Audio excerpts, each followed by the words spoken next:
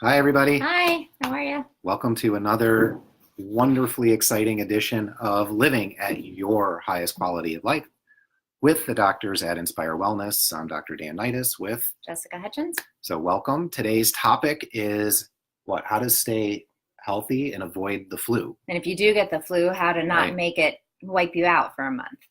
Absolutely. So, having experienced H1N1 personally back in, 2009 or 2010, and how incredibly bad you can feel, let's try to help people avoid that pitfall. That was not fun. So, Right. just wanted to remind you, please send in your topic suggestions so that we make sure that we're meeting your needs in terms of what questions you want answered, and we want to make sure that we're moving this along for the people who are so dedicated to watching these videos. So thank you again for participating. Right. So I figured we can't talk about the flu without at least mentioning the flu vaccine. And most people in functional medicine, even if they aren't decided about whether or not the benefits outweigh the risks of most vaccines, they still believe for most normal, healthy-ish people, the risks of the flu vaccine specifically do not outweigh the benefits. It has a whole list of ingredients that are, we know are toxic, and we see very high complication rates as far as complications from vaccines go. That could be because so many people get the flu vaccine, but something called Guillain-Barré, which is a paralysis disorder that sometimes results in even death, that can come after a flu vaccine. We see some autoimmune issues come after vaccines.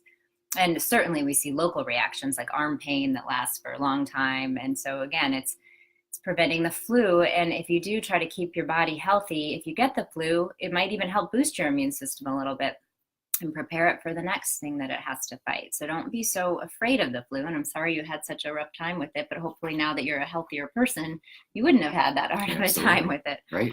So, again, it's your choice if you want to get the flu vaccine, but really make sure that in your particular situation that the benefits definitely outweigh the risks. And if you are going to get it, at least ask for a thimerosal or mercury-free flu shot. Flu shots are one of the only vaccines that still have mercury in them, and we know that's a neurotoxin. So at least you can avoid that.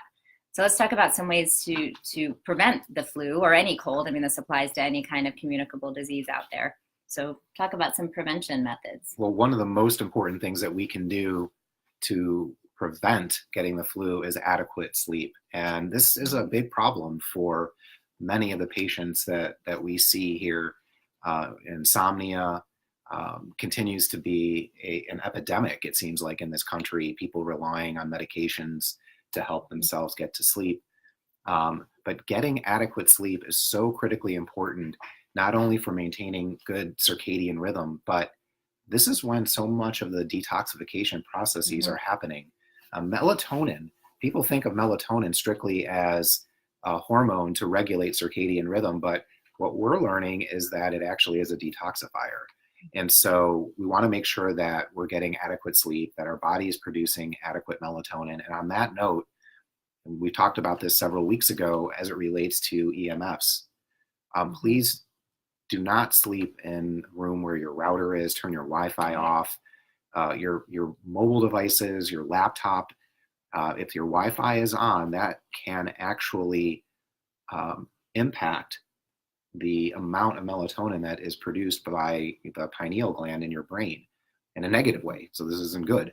So it's really important to make sure that we're being mindful in terms of what the room temperature is, how dark it is, and please turn off your electronic devices in order to get adequate rest. The next thing would be reducing our sugar intake. So from a dietary standpoint, really important to really watch how much added sugar, that refined sugar that we're putting into our bodies. It does also have an impact on immune health. So reducing that intake is going to be particularly important during flu season. And then as far as the good healthy foods that are really important, we always talk about the rainbow of colors as it relates to fruits and vegetables.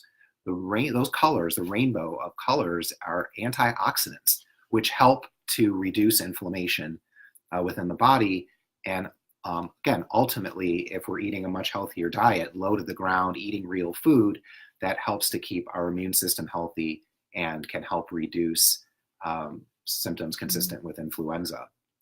Mushrooms. I know a lot of people don't like mushrooms, but mushrooms actually can help as far as reducing our flu symptoms.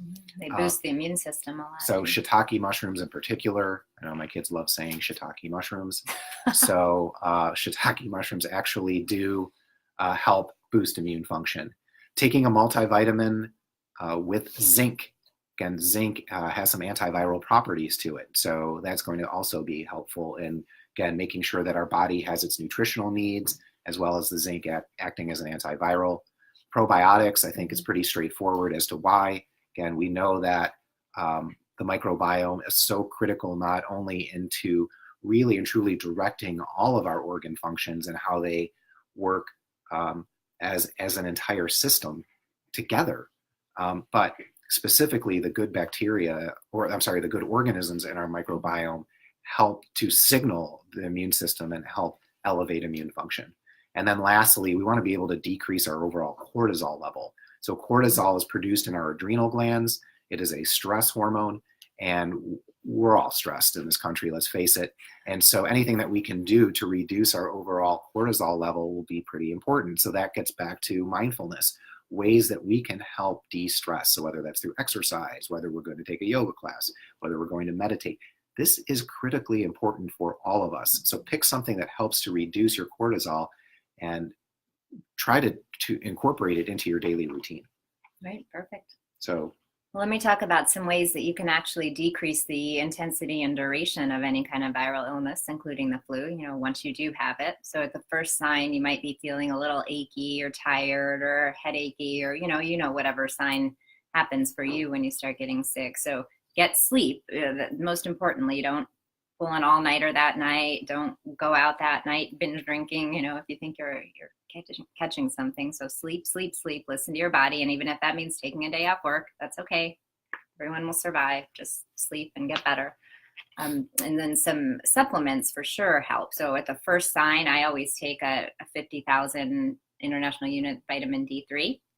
And I try to take them every 1 to 2 weeks anyway, just to keep my levels up. But, definitely once I get sick, and then if I'm still sick 2 to 3 days later, I'll take another one at that time. It's not necessarily advisable to take that high of a dose on a regular basis, but, during an acute illness, it really does help boost the immune system. And there are several research papers out there showing its efficacy, even more than Tamiflu. So I do have to mention Tamiflu. Not a fan at all of Tamiflu. There have been so many reports of psychiatric type symptoms, especially in children with Tamiflu. I'm not sure it's worth the extra day or two in reduction of the flu, so keep that in mind, especially if it's for one of your kids. So in addition to vitamin D, zinc is good to help prevent the flu, but also once you get the flu, I would take at least 25 milligrams twice a day, if not 3 times a day of zinc. Some people can tolerate 50 milligrams, but I know personally that makes me a little nauseous, so I do the 25s. And, in younger kids, they might want a lower dose and take it with meals. That'll help prevent the nausea too, but that's a big one. Vitamin C, which again, you can take to help prevent during, the winter seasons. But once you get it, I would take anywhere from 1,000 milligrams 3 times a day to even up to 3,000 3 times a day. The biggest side effect people get from that is diarrhea if you take too much. So you get diarrhea, just next time don't take that much at once or spread it out throughout the day. But all of those nutrients really help. Or IVs, vitamin C in an IV as well. Vitamin D we don't offer in IVs, but C you can get much more circulating around in your system without the effects of diarrhea if you get it through an IV. And then some things you can do just lifestyle wise. So like I mentioned, sleep, but get in a sauna. You can help sweat out the toxins from the illness. And it's if you're not super hot anyway from a fever, getting in the sauna is first sign of illness again. And, every day until you get better is really helpful. And we both personally experienced that. Bone broth soup. So like your grandma or great grandmother said, eat chicken soup when you're sick. There really is something to that. There's a lot of good nutrients in bone broth soup, not the kind in a can with Campbell's, but, good homemade bone broth soup. And then, check out our Facebook page for the recipe. We have a recipe on that. Oh yeah, we bone probably broth. have a couple different posts on bone Right. broth. We make it a lot, and we buy it a lot too when we're out. It's nice to have so many little restaurants now offering bone broth. We just went to Restore downtown the other day and had a delicious bone broth for breakfast, and that's a little juice breakfast place. And so then some foods you can eat, turmeric, ginger, lemon, honey, cayenne pepper, garlic, all those things are really good to help fight the flu. And so there are lots of recipes out there online for what we call flu shots, like little, shots of ginger and turmeric and maybe some lemon juice. And we make those at home sometimes as well. So, drink that.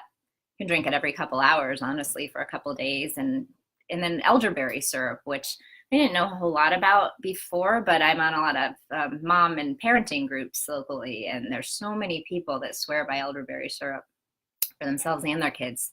I would say don't take it every day because it does boost your immune system. And we're just not sure that's a good idea every single day to do something like that. But either during the week, take it, or just when you're sick, the first sign of illness, you can take about probably a half to a whole tablespoon every couple hours as an adult, maybe a half to a whole teaspoon as a little kid. And there are lots of people out there who make their own too. You can buy it by making your own. You don't have any of the crap ingredients in there, and it's fresher and probably more nutritious. So if anybody has a recipe who's listening for elderberry syrup or any kind of homemade flu shots or anything like that, please post them because we can all learn from each other on different ways to make these ingredients taste really good and get them in, especially with our kids. Outstanding. That's it. That's awesome. Well, thank you for that unbelievably important information, as I think we all get very excited about influenza season. It seems like it's on the news cycle 24 hours a day. The sky is falling because there was a case of influenza. But I also think it is important that you at least stay stocked up and ready to go should you start to feel the symptoms of influenza. There's no reason why you can't support your body and take care of it that way. I just want to let you know that next Tuesday, which would be October the 30th, we're actually doing a webinar from 12:30 to 1. So Jessica and I have put together an online course called ADHD Without Meds. And we want to be able to increase our footprint, not just for people who live in Cleveland or even in Ohio, but we want to get information out to people nationally. And so for those who can't travel to see us, we've developed an 8-week online course called ADHD Without Meds.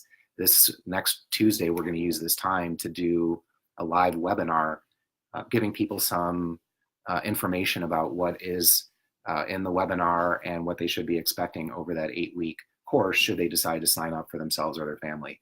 So living at your highest quality of life will be the following Tuesday. I think that's November the 6th, 5th or 6th. That's probably election day. And the webinar is only about 30 minutes or less, so we can try to figure out a way to get it on Facebook as well. Right. So anyway, if you wanted to watch that live, if you have family, friends, loved ones, enemies who might benefit from watching this webinar, if you know that they're dealing with ADHD or they have children with ADHD, please give them this information. This is a free webinar that will give them so much information about how to treat this condition without relying on pharmaceuticals. Right. And so it gives you some mindset shifts in order that really are the foundation of treating something like this from a functional medicine approach. Shift away from medicine as the only treatment and things like that. Right. So look forward to you joining us next week. If not, we'll see you the following Tuesday, the first Tuesday in November. Again, really appreciate you taking the time and participating in these Facebook Live series. Remember, it's your time to thrive. Let us inspire you. And Sonny wanted to say hello. Here he was the whole time. Hi. All right, you guys have a great week.